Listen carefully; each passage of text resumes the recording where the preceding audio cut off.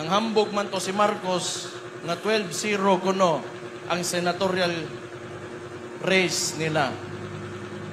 Chief PNP nga moingon ang droga pampataas sa oras.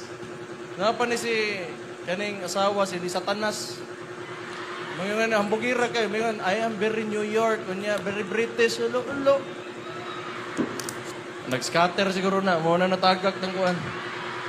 Ang Pilipino, mubangon pa, sobra pa kung unsa siya karon. Mahimo magigagpanatiko sa bisag sa klase-klaseng butang. Bisag pagkaron dayon, kaya nako ihatag akong kinabuhi para sa inyong mga dabawin. Duha ra gid ni silang nakita nako, usa dito si Dante Marcoleta. Nitingog ni uwa gyud mahadlok sa tambalos-los nga speaker nga nadiha aron. Ug naa si Inday Sara nga kusog kay nga kandidato karon 2028.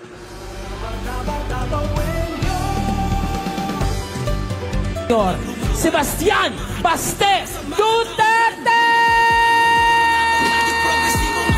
Ating lusod yan ang malinaw na resibo. Maong mga tabawin yung karon nagkahiusa. Tungod sa Duterte kita si Mayong gabi isin yung tanan.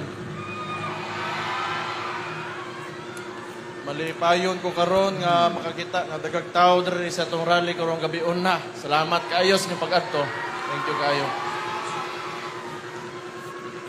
Sige. Noon sa naman mo? Gwapa o gwapo lang gihapon. Mutuo pod mo dayon. Isang klase. Kibaw naman mo tanan sinahitabo, no? Sumaw nang gibuhat nila kaniadto, pero mga taga Davao kita gipugngan tana. Mo tong pinakaunang rally nga atong gibuhat. Di gid sila kalako sa ilang mga plano pag abot diri sa Davao. Kaya ang mga Davao, dili, mga bogo kita, mga bright ang mga tao, di na nila kaya buhaton sa kita mo tuot ang eleksyon. Kita, bisag kami, hugpong sa tao, lungsod, bisag kinsa dire. Nanglan mo agit ang eleksyon. Mo ganang importante kaayo. Ngano, sa eleksyon, makapili ta og mga tao nga modumala o mulingkod sa mga posisyon na importante kaayo sa atong syudad. Makapili taog natay gusto pulihan o niya makapili putag mga gusto nato nga ibalik nga maglingkod para magserbisyo sa syudad. So buang ganing Marcos magod sinuod lang. Di buang gyud. Tanawon ninyo, pagsugod sa eleksyon, tama man to ingon ni Congressman Ungab. Sila may niadto, nihangyo sila akong igsoon ni-engage, di man gyud siya gusto magpresidente. Ang vice presidente okay niya. So yang giubanan, tan-aw ninyo mudaog si Marcos kung wala akong igsoon. Mo lagi. Buang ka, buang gito siya. Kay karon iya mang binuangan god. Wala may kaso. Sige, gusto ninyong politika, ingana inyo ang politika, pero kita gapahibaw sa ilaha nga dili ta ingon ana. So mo na mo agi tag eleksyon. Unya karong eleksyon na ipakita nato nga di kita manugot ug wa ta kauyon sa ilang gibuhat pinaagis to mga boto. Tama dili? Diya rata. Di ta mo sundog nila kay naghayang ilang mga utok wa to kasabot nga unsa na sila. So naaman tay kuan, naaman tay senatorial, naapod tay mga lokal. So magsugod ko diri sa PDP laban. I-vote straight na lang ninyo. Vote straight lang ta. Iginatawag na to ni sila nga Duterte senatorial candidates, pero kani sila mga kauban ako sa PDP laban. Kung dili mo kumbensado, suwayan ta mo kumbinsi karon. Kamin tanan nga nas PDP laban, usar ra mong giya o usar ra mong amo ginasunod. Karon si Rudy Duterte lang gyud ang iyang plataporma. Kung husto na to, vote straight ta PDP laban. Unya, ang pikas, moingon sila nga mga panatiko daw kuno ta. Kay blind loyalty daw ang atong pagsunod kang Rudy Duterte. Kaya ba mo, Ang kinabuhi basta mahimo magigag panatiko sa bisag sa klase-klaseng butang na ay mga relihiyon nga kita mahimong panatiko na ang Islam, na ang Kristyanismo, na ay Buddhism, Hinduismo. Ngano man na? Kay tungod ang relihiyon ang ginatudlo kaayuhan. Ang ginatudlo panagiusa mga nindot nga butang aron mapurman nimo imong komunidad sa sakto ug tama nga pamaagi. Ani? Sumuingon sila panatiko ta. Yes, pag-ura man ta nagkuhan si Semana Santa. Mo practice man gyud ta sa to relihiyon. Ato man ihatag atong pagtuo sa Ginoo. Panatiko ta. Ang Islam pag-ura nag-Ramadan, pag-ura sila nag-celebrate po sa ilawan. Panatiko sila. Yes, ngano man kaayuhan kini. Unya mo ni atong gusto nga mapakatag nato sa tumang komunidad, sa tumang mga isig kataw kay aron naatay padulngan nga maayo ug kaayuhan. Karon mo storya ta. Pangutan-on ko nimo, dili na lang bilang anak pero bilang politiko karon o kandidato nga gatungtong diri sa entablado. Nganong panatiko ko? Kamo diha nga gatuo ka Rudy Duterte. Unsa may gipakita niya? Ang gipakita niya kundili kaayuhan, paggugma sa nasod, pagtuo o pagkahiusa, tinabangay o labaw sa tanan, gatuo siya nga ang Pilipino ubangon pa, sobra pa kung unsa siya karon. Karon, muingon sila nga, ngano man, dili ba na, pangit ba na kung mao na atong tinuuhan o sundo na to siya? Ngano, dili ta pwede mo tuo nga ang Pilipino kaya gid mo bangon, sobra pa kung unsay naa karon? Unsa day gusto nila? Magpundo na lang ta kung asa ta karon, di na ta maning kamot para sa itong mga kagalingon, para sa kaugmaon sa itong mga anak mga apo. Ingana manggod ilang tanaw, kabalo mo si Rudy Duterte manggod, maong daghan kay siya kontra karon, labi na pag-abot nimo diha sa national politics. Kay ginaingon niya ang mga butang nga dili gusto madunggan sa mga karaang politiko, mga traditional politicians, mga dinastiya na dugay na gagunit sa ilang mga lugar o kaning mga sindikato na dugay na pong gagunit o mga illegal nga pamalakad sa ilang mga lugar. Tinuod lang. Maunang nagkasinabot sila karon ikaning ginapakita ni Bongbong Marcos nga centralized na gobyerno, Manila-centric, didto tanan, kinanglan ka magsalig, na gusto nilang ibalik tanan karon. Muna, mabalik. Kita ba day mo, Chief PNP, nga moingon ang droga pampataas sa oras. Asa man mo kakita, nganong ingon ana manulte, nga murag okay ra nga isulti nato nga kung bangag ang mga tao okay ra. Kadtong pagdagan ni Rudy Duterte, klaro ayang plataporma. Di lang niya gusto droga, korupsyon, kriminalidad. Karon nganong kontra kay sa taas. Makita man ninyo. Tanaw ninyo, ang GPNP, musturya na ganig droga, nga pampataas na sa oras, naagyo kay administrasyon nga wa naging klaro. Tinuod lang. Mauna, siguro manggod, ang Pilipino manggod, di siguro, kay Bauco, paglingkod ni Rudy Duterte manggod, adto nahimo sa presidente, ang mga tao na matngon na. Maugyod na. Unya karon hadlok kay sila. Naa na poy kini nga plataporma kauban ng mga PDP ug naa si Inday Sara nga kusog kay nga kandidato karon 2028. Kadali lang. Ako sa ni-explain ha. Tinuod na. Kaya nga naman sugod pa lang yun. Kibaw man tang giubanan gyud na sa kuigsoon. Ang inyong mayora kaniadto, Vice Presidente po ninyo, ang inyong gipili, kitabangan ninyo. Ngayon na lang gisugdan, moingon sila confidential funds, 125 million, ilag yung ipugos na sa Congress o sa Senate, nga tanan man na diha, politiko. Mga politiko, dali ra kayo na hadlokon. Dali ra po mag-usap-usap ang storya na. Di man po noon tanan, pero makita ninyo nga kita raman diri nga muluhod. Nga man, ibaw mo, ang hugpong sa taong lungsod, ang bunga ko ni Rody Duterte, hugpong sa taong lungsod, kunya ipakita nako nga talawan ko, unsang klaseng mayor ko para sa inyong mga dabawin nyo. Hindi man problema. Wa may sayop yun po doon ta, kung politika lang. Pero kanang mangidnap na silang tao, mag-andam silang aeroplano, sakay nila, na dili, wala sa saktong proseso, ipadala nilang laing lugar, lahi na nga storya. Binuang na gina siya.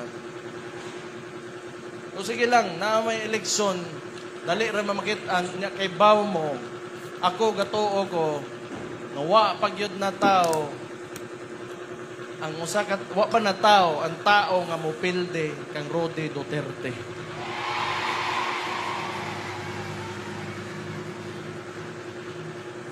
Ganyan to ba man, pero ako pasalamat ko no nga gihimo ninyo 2016 kung dili sa inyohang salig o kanang hugot nga pagtuo, salig yun sa kuamakan. Tungod ninyo nakabutang tag presidente nga dabawin nyo 2016. Thank you kaayo. Salamat kaayo. Unya 2022 naatay Vice Presidente. Salamat po sa inyo mga taga Davao na atay dabawin niya nga Vice Presidente karon.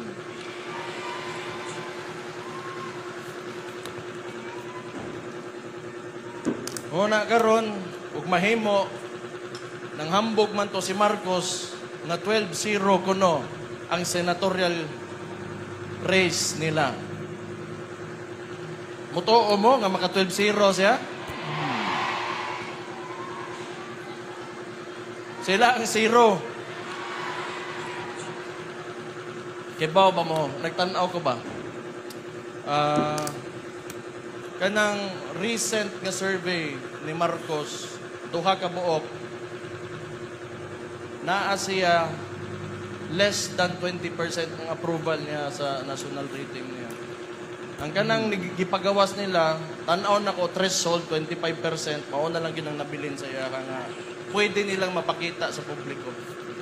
Pero si Marcos, dire sa Davao, 1% ang iyang approval rating.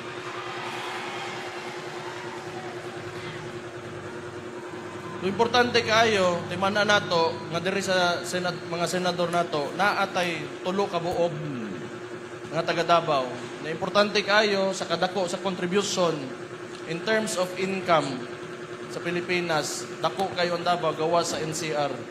Kita'y pinakadako nga city, ang Davao City, mo nang dapat represented sa Senate, naatay tulo ka senador nga Davaoenyo gyud, Bato de la Rosa, Bongo, o si Pastor Apollo Kibuloy.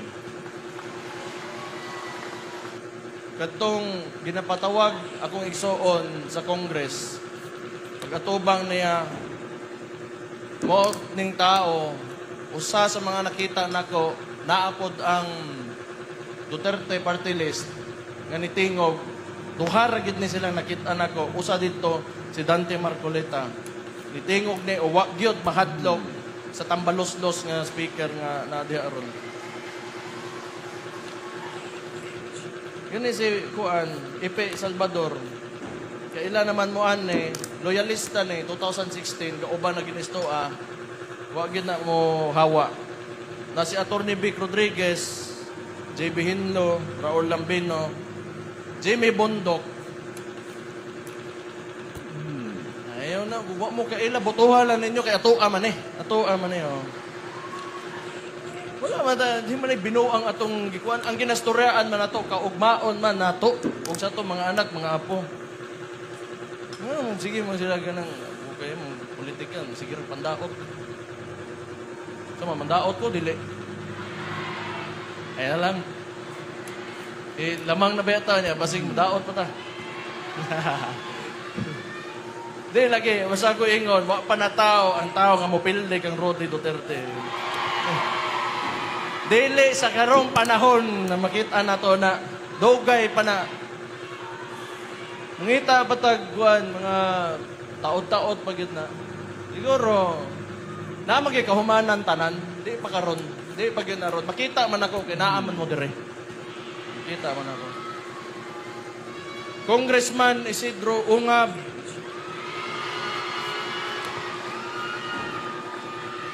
Wala na ko'y kinanglan inglon, nakita mo, nakadungog mo sa diskurso ganiha. So pa may pangitaon ninyo.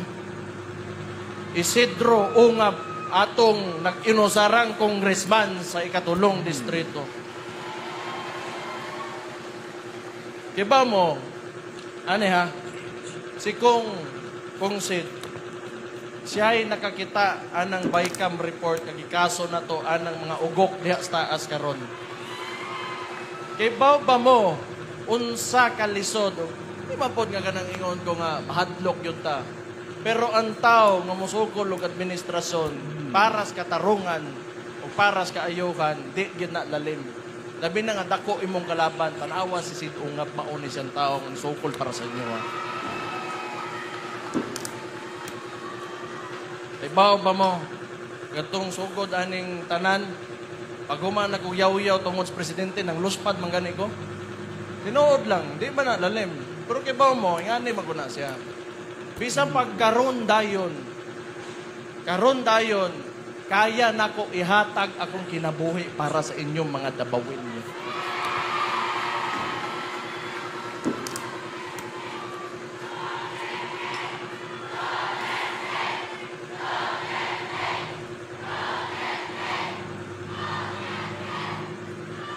Ano man di ay? Ngano man ang pangutana diha unsay mawalas ko ngano ba ngano man day mawalas ko atanan. Ang tubag nako diha utang kabubuton nako sa inyo mga tawo nga gitabangan ninyo akong amahan. Okay nang puguso kinabuhi. Wala na ko ginapangita, wala na gid sinuod lang. Wala ako puro pasalamat na lang ni ako Unya og ganahan gyud gani mo nga mahimo ko ninyong boy si mayor, mobaws ko sa inyo pag pinaagi na las pagpanarbaho. O ganahan pa mo.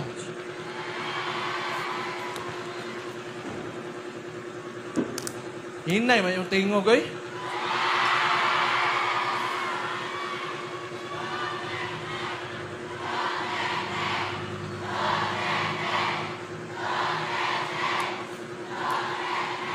Tama na. Luoy kay kontra, luoy. Salamat kayo. Gihimo ko yung bisi mayor, nahimo kong mayor. Di na lalim. Taas na kayo na mga posisyon maabot sa usa ka tawo diri sa Tundakbayan. Gihatag niyo oportunidad. Thank you kayo. Na si Harold Duterte, igagaw ko ni taga Cebu. Na si Brian Lim, taga Davao. Johnny Toleran, ug masud nato ning tulo. Kay taas atong boto diri sa Davao sa PPP party list. Unya doon na pagyoy dungag nga boto sa laing lugar, makabutang tag tulo ka congressman nga modomog karon paghuman sa midterm elections diha sa Kongreso. So madungagan na ta na si PPP. Number 2 man ni sa balota, dali ra kay pangitaon. Na si Kong Sid Duterte party list, taas man pod karon. So tan-aw nako no. Ang tanaw lang yun ako aram ni una-una. Pag human ani nga eleksyon na, maginay-hinay na nagbalhin tanan sa toa. May tanaw na ko. Isa may ganahan mo uban o presidente ngayon ana. Diba mo, ganang ingana ba? Ang bisag unsaon ban, ang ako amahan, naanay nahimo, naay na-contribute sa nasod Unya, inganaon ni mo ang treatment sa usa ka tawo nga way laing panulti, way laing gipakita, kundi pagmahal o nationalism, pagtuo nga mo angat ang imong nasod, imong anaon, di gyud kaganakan uban anang tawhanan. Kanang kanang nag-aresto siya, di maayo ako. Siguro, ang gahuwat na lang man ta, 21 days na lang ang unsa ni ang nabilin sa adlaw sa pagpangampanya niya ang ginabuhat man sa kalaban. Ayuda mo bitaw na nga pangutan-on sila karon kung asa ang kwarta sa PhilHealth ngano ingana ang pag-treatment pagpasa nila sa national budget karon tuiga. Kay tanan, gibutang nilag ayuda, muna daghang mga laing programa o mga proyekto sa gobyerno. Tama to ingon ni kabalo magyud si Congressman Sid Ugap. Walay infrastructure projects nga nahitabo gyud. Itungod gusto nila ang kwarta sa gobyerno ibutang nila sa ayuda tanan kay gusto nila nga kwartahon ang eleksyon tungtungan sa ilahang mga kandidato og nila. So muna ilang gusto nga pamaagi para usbon ang unahuna sa tao o kumpensihon para makuha nilang boto. Pero kay ba mo,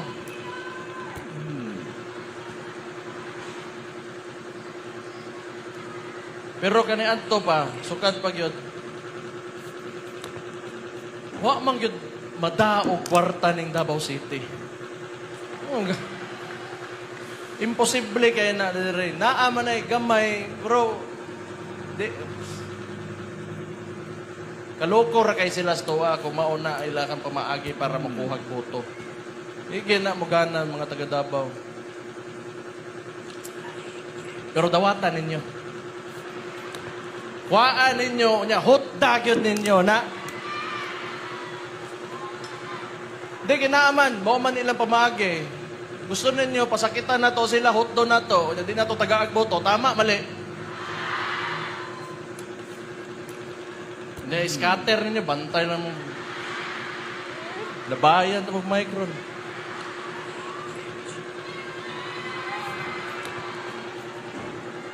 Nag-scatter siguro na. Muna natagak ng kuwan. Is jupit. Dili, wala may kaso. Kaya mora may politika nga ilang ginapakita. Di ba tayo mahimo? Okay ra. Ilang. Ano man. Karon 2028, luoyng Ginoo, akong igsoon, akong ginahangyo, mudagan unta sa pagka-presidente.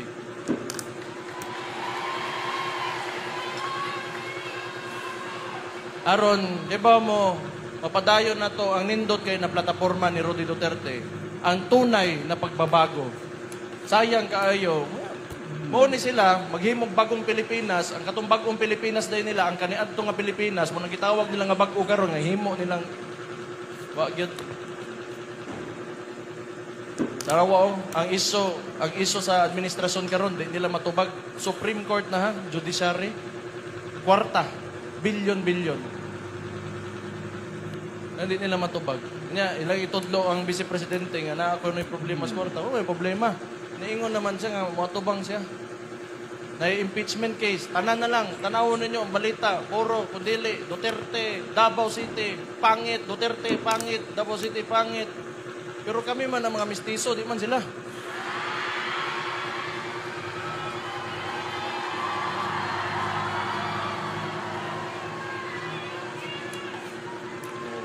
Di ba? Di bitaw. Buang kay ba, no? Buang yung mga tawhana. Napa ni si kaning asawa si Lisa Tanas. Mga nga hambugira kay, mga I am very New York, kunya very British, ulo. Sao man. O nga naman tayo ko, Bisaya, Maranao. Oh. Sama na eh. Mo na ilang, hinilas mo na ilahan. Hindi na magsilbi. Kultihan ta mo. Hindi magsilbi. Bisa kunsaon. Gilang. Kabalos na kita. Balos kita. Pero di man ay pangit mo paminawon. Ang kuan lang, tarungon nato. Tarungon nato og kibaw ko og si kani akong isuon. Kuan magani. Proper kayo, tarong kayo nga babae gyud ba? Kabalo ko pagka na makalingkod, i-correct lang na niya ang mga mali. Kaya siyempre, di man pwede nga motongtong kang leader o nga mahimo kang ihimplos mga mali gyapon. Di ba? So, tanaw na ko, tarungon, saktohon, pormahon og sakto para mapakita og tanang mapakita niya og tanang nga nasa ilawom niya nga mao ning pamaagi sa sakto nga panggobyerno. Dili ka na ginabuhat nila karon. So, mura man na. Dili na kayo nako patason na kay wa pa man moabot. Dinaot nga mo kuan gyud na akong so samtang wala pa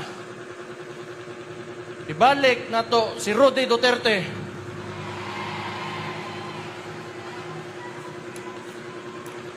Unya ako, muhangyo ko ninyo, tagai ko ninyong trabaho, vice mayor ninyo diri sa Davao. Para nindot kayo ang dagan sa gobyerno, sakto, walay mga lubak. Di ta makasuway og lubak, kay kapoy kayo ni oposisyon sa tinuod lang. Total, wa man ni nagpakauaw ni mga tao nga nasa kong likod karon. Pilian ninyo, hugpong sa tawong lungsod pagkakonsehal, o ang inyong congressman Sid Ungap.